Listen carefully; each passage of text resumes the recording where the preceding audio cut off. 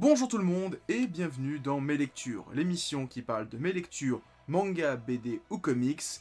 Et aujourd'hui est un jour un petit peu spécial car les étoiles se sont alignées et aujourd'hui je vais parler un peu de manga, un peu de BD et un peu de comics. Avec toujours une petite pointe de spoil, donc ceux qui connaissent la musique, vous savez, si vous voulez mon avis sur un titre en particulier, description, il y a le lien de tous les mangas, BD ou comics dont je vais parler aujourd'hui.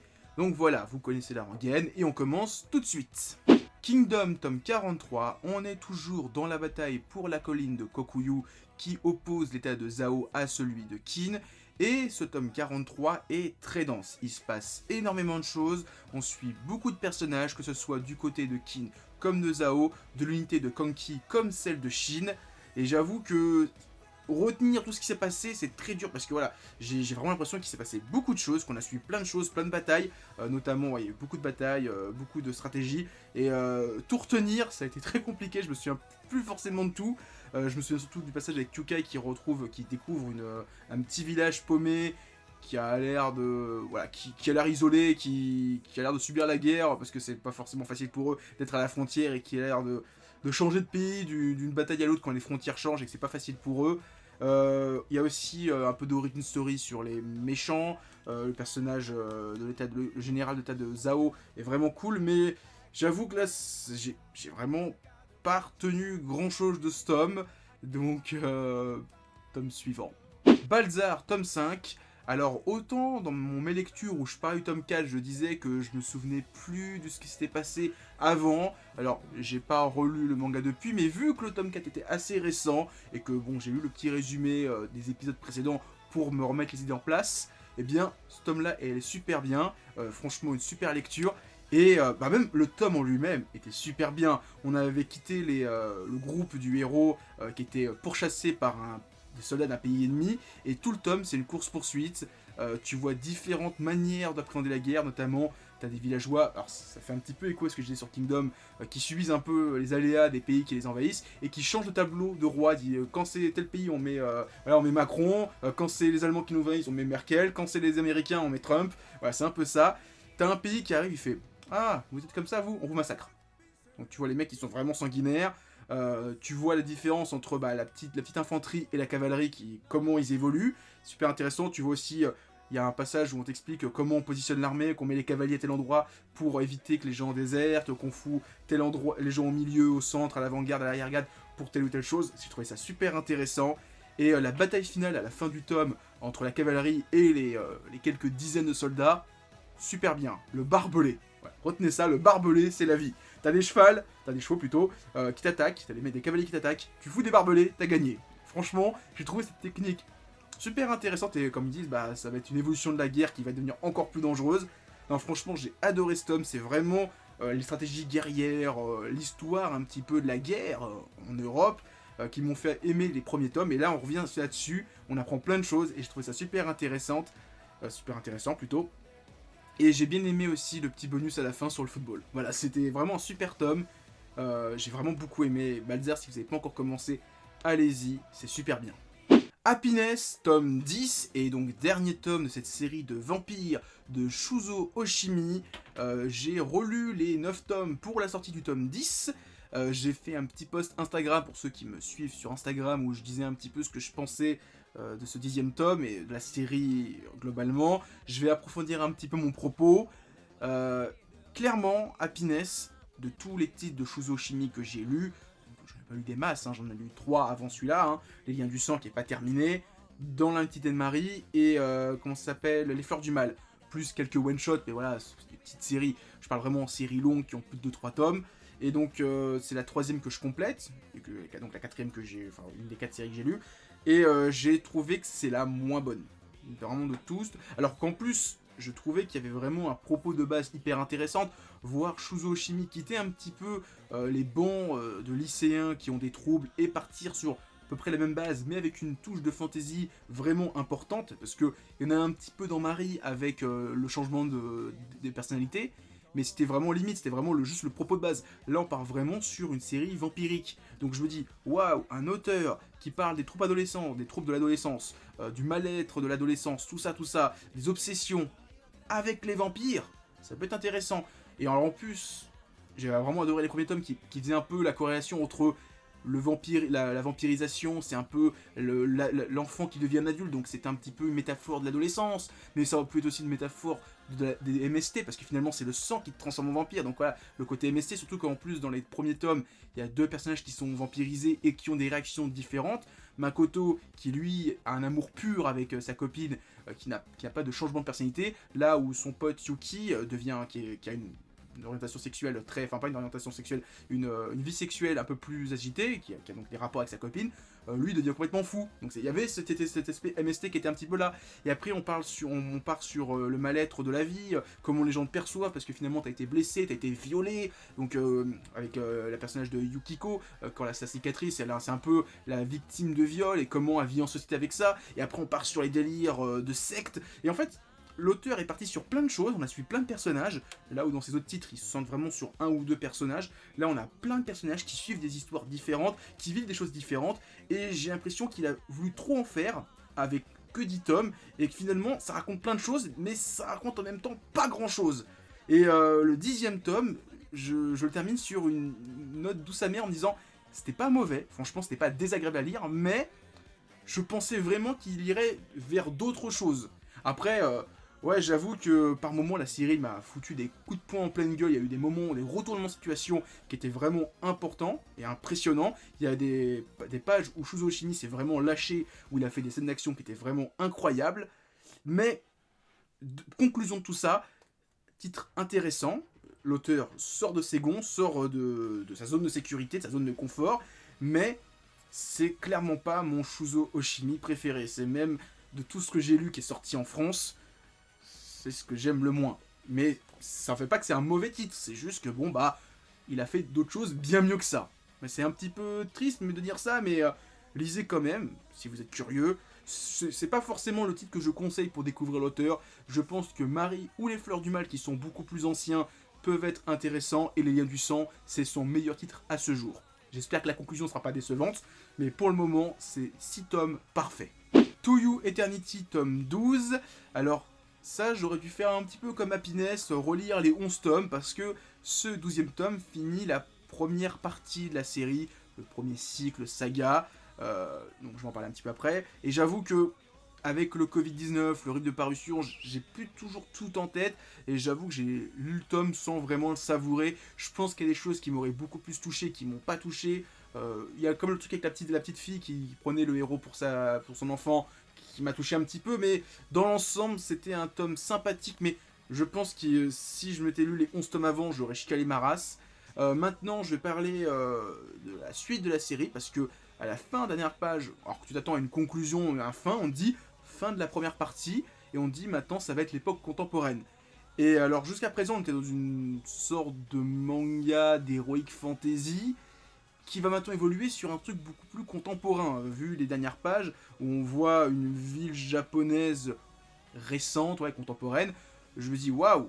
Donc maintenant, on va suivre les aventures de Im, ce personnage immortel qui peut changer d'apparence, dans ce qui peut être notre monde. Ça peut être intéressant, surtout qu'on a encore tout le délire de la secte qui voulait vénérer Im, qui est encore un peu présente. On nous montre un petit peu que le fait qu'il y a eu des anti-Im et des pro-Im, et qu'il y a eu une guerre de religion. J'ai envie de voir comment le monde a évolué après Im, des années, des siècles après Im, parce que on nous donne pas vraiment de date exacte entre la disparition de Im et la fin du tome, enfin la dernière page du tome, combien de temps il s'est passé. Est-ce qu'il s'est passé 10 ans, 100 ans, 300 ans, 3000 ans? On ne sait pas. Donc là, je suis curieux de voir le prochain tome, et je pense que je vais me relire l'intégrale pour le 13e tome, parce que j'ai vraiment envie de savourer la suite, et que bah voilà, avec le rythme pas toujours top, qui est dû souvent en japonais, parce que voilà, si 6 tomes, il y en a un qui sort tous les ans, on peut pas rien faire en France, pas sortir plus de tomes que un par an.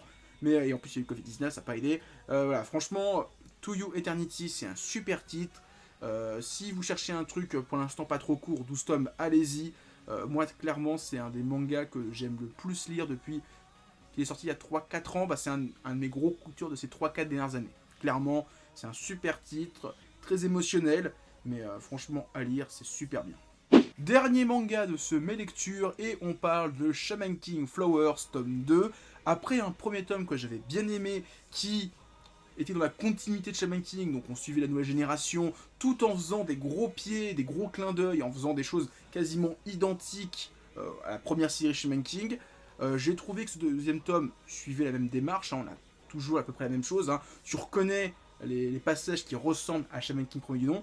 Par contre, j'ai trouvé ce tome beaucoup plus mou. Le premier tome avait vu beaucoup de scènes de baston, on avait eu 2 combats entre Anna et son cousin, Johan, si je dis pas de conneries, j'ai oublié le nom, excusez-moi. J'ai trouvé que ce tome-là était beaucoup plus parlotte, il y avait quasiment pas de scène d'action en fait, ce qui fait qu'il paraît beaucoup plus mou du genou. Pourtant il reste sympathique, il place plein de choses sur la future intrigue de la future compétition de Shaman, qui va commencer dans quelques tomes, je sais pas trop. On est toujours, comme je disais, sur les gros similarités avec le premier Shaman King, notamment à la fin du tome 1, on avait Anna, troisième du nom, Litako, donc la disciple de la mère du héros, Anna, il s'appelle tout ça dans cette série, qui arrivait et qui dit « T'es mon fiancé, je suis la disciple de ta mère ». Et donc, c'est donc l'équivalent de Anna, donc cette Anna est l'équivalent de Anna dans la première Shaman King. Là, je m'y perds. Voilà, on va tous s'y perdre, parce que tu dis quand même que la mère du héros s'appelle Anna, que le héros s'appelle Anna et que sa fiancée s'appelle Anna. Voilà, au bout d'un moment, on s'y perd tous.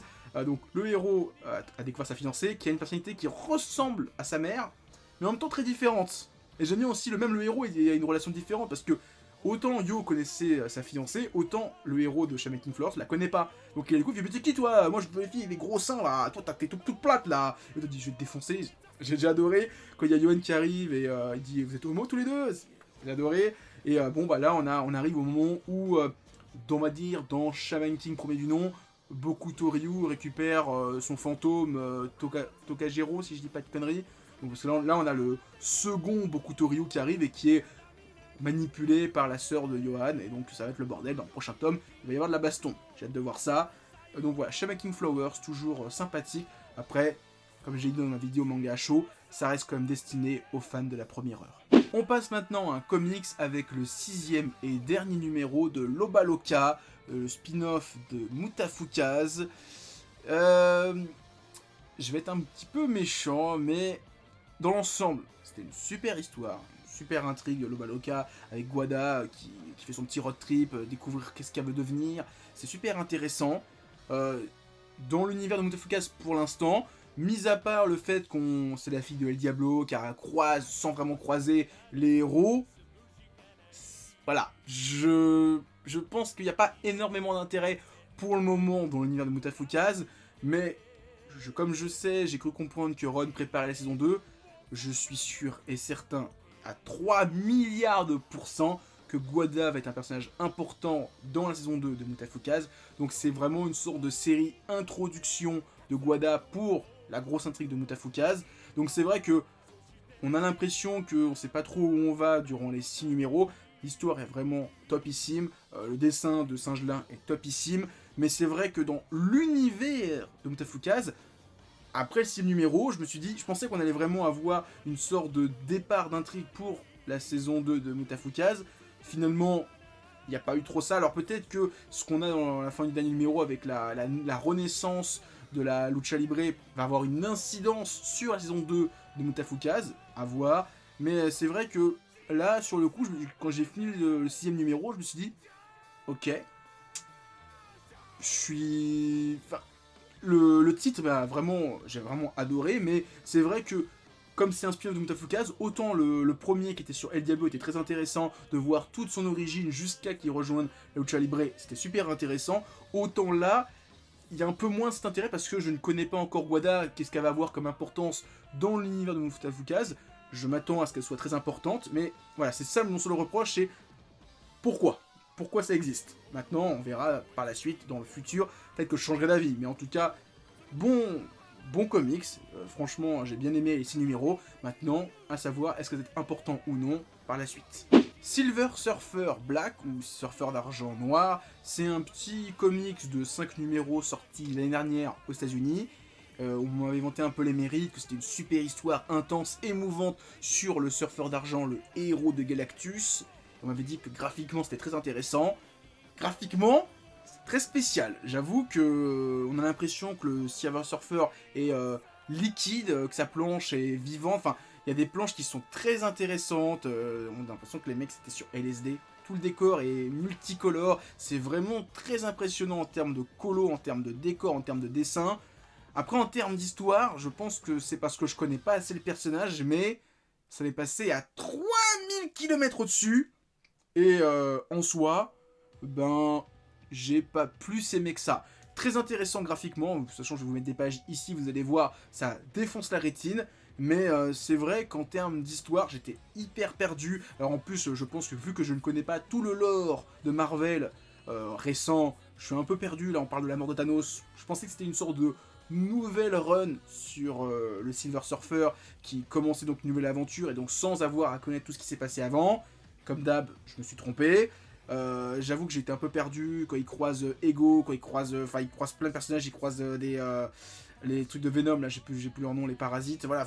Il se passe plein de choses et j'ai pas tout saisi à ce qui se passait dans l'histoire, les rencontres, les événements. Donc un peu déçu de l'histoire, j'ai pas tout compris parce que j'ai pas tout saisi. Peut-être que si, que j'ai pas forcément le personnage du Silver Surfer, voilà, ce héros tourmenté qui doit annoncer aux gens qu'ils vont mourir parce que Galactus arrive. Autant les premières pages où il raconte qu'il a rencontré des planètes, qui dit ouais c'est des guerriers, ils méritaient pas de mourir mais ils sont quand même morts. Eux ils étaient gentils, ils méritaient pas de mourir, ils sont quand même morts. Ça m'a rappelé un peu le début de BS avec Bills. Voilà. Mais en soi, sympathique, mais je sais pas si je le relirai un jour.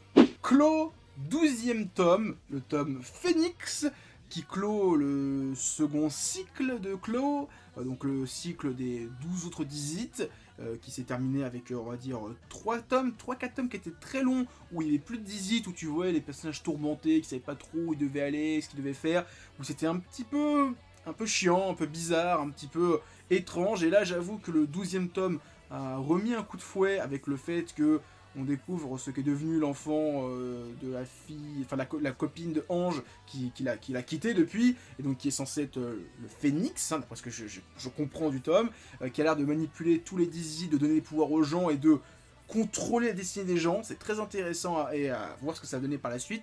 Et comme je l'avais dit si je me souviens bien de ce que j'avais pensé des précédents tomes, quand les Dizzy ont explosé, ont été plus ou moins éparpillés, si ça redistribue les cartes, à savoir que machin n'a plus ce pouvoir-là mais un autre, c'est très intéressant et c'est ce qui a de se passer avec Ange qui n'a plus le pouvoir du tigre mais celui de l'ours, donc qui a perdu son Dizzy d'origine. C'est super intéressant et à voir comment ça va évoluer par la suite, de voir, parce que là on sait quasiment pas qui a quoi comme pouvoir, on a vu 2 ou 3 mais c'est tout, c'est-à-dire que les 3 cartes des pouvoirs on sait pas qui les a. Et ça va être hyper intéressant parce que on va revenir un petit peu au premier tome de la série où quand les personnages ont croisé quelqu'un, ils savent pas s'il a un Dizzy ou pas, et ils savent pas quel pouvoir il a. Là, nous, on connaît maintenant tous les pouvoirs, mais on sait pas qui les a. Et ça va être super intéressant, et donc j'ai hâte de voir la suite, et surtout j'ai hâte de voir quelle importance va avoir ce fameux Phénix dans l'histoire. Est-ce que c'est le 25e Dizzy à voir? Et donc j'ai hâte de lire le prochain cycle qui va commencer, un de ces 4, hein, c'est le prochain tome, le 13e tome. Je sais pas si ça sera le dernier arc, mais en tout cas, Clos, j'aime bien, c'est sympathique, c'est une bonne petite lecture jeunesse en termes de BD. Et on finit ce mes lectures avec une BD sur des pirates, Raven, le numéro 1 qui s'appelle Nemesis. Alors, quand j'ai acheté ce tome 1, j'ai repensé à un truc on m'avait dit une fois, c'est vrai que, ouais, niveau manga de pirates, il n'y a pas grand chose à part One Piece. Alors, il y a Full Allied Coco qui est sorti il y a très longtemps et qui est maintenant introuvable, on va dire, qui est un manga de pirates d'une vingtaine de tomes, qui est sorti plus ou moins à la même époque que One Piece, et c'est vrai que, mis à part ces deux-là, en pirates, pas grand-chose. Autant dans le monde de la BD, je sais qu'il y a au moins 2-3 BD de pirates, il y a Raven qui vient de sortir, l'auteur a fait aussi un truc sur Long John Silver, et je sais qu'il y a une BD ou 2 encore sur des pirates, alors peut-être un truc édulcoré et un truc un peu plus sombre, j'ai plus tout en tête. Et donc Raven, je l'avais pris parce que je connaissais un petit peu Long John Silver, que j'ai pas lu et j'étais un peu intrigué, je voulais voir un peu le dessin de l'auteur, j'avoue que ça défonce. J'adore le dessin. Alors Raven, c'est donc une BD où on suit un pirate au XVIIe siècle, c'est ça, 1666, mer des Caraïbes, donc la grande époque de la piraterie dans les mers des Caraïbes, dans le Nouveau Monde. On suit Raven, un pirate qui va découvrir des choses, notamment là, il va apprendre l'existence d'un trésor que recherchent les Anglais, si je dis pas de conneries, et va essayer de le voler à d'autres pirates avant, voilà. Classique histoire de pirate qui va voler des trésors à d'autres pirates. Normalement, d'après ce que j'ai vu à la fin, ça sera en 3 tomes, donc ça va être une histoire relativement courte, donc je me suis dit, bon, si c'est en plus en 3 tomes, je peux me permettre de prendre l'histoire. Voilà, c'est une super histoire, avec un personnage pas forcément sympathique, parce que c'est un connard, hein, c'est un pirate, pur et dur, hein, c'est pas un Luffy qui va défoncer le gouvernement, non, c'est vraiment un pirate sans foi ni loi qui pense qu'à sa gueule, qui veut voler un trésor avant d'autres pirates, qui le font, eux, plus pour le gouvernement, lui, c'est vraiment que pour sa poire. J'ai adoré, j'aime bien le moment où il le balance à la flotte et qu'il va crever et qu'un pote vient l'aider. Et en plus, c'est la première page de la BD où ça commence, le mec il est en train de crever, tu te dis waouh, comment il en est arrivé là, et t'as envie de lire la suite. Non, franchement, j'ai bien aimé Raven, je vais acheter les prochains tomes. En plus, le grand méchant pour l'instant du tome 1, c'est une femme, donc voir une femme pirate, une corsaire, être l'adversaire principal du héros, c'était cool, franchement, Raven à lire. Et moi, je vais peut-être me faire la série de Long John Silver qui est en 4 tomes. Parce que là, déjà, j'ai envie de lire la BD de pirate, et comme je sais que l'auteur en a fait une autre, ça m'intéresse. Donc voilà, c'était mon mes lectures, j'espère que vous avez aimé. Si c'est le cas, likez, commentez, partagez, vous connaissez la musique. Allez sur mon Twitter, mon Instagram et mon Discord. Et moi, je vous dis à la semaine prochaine.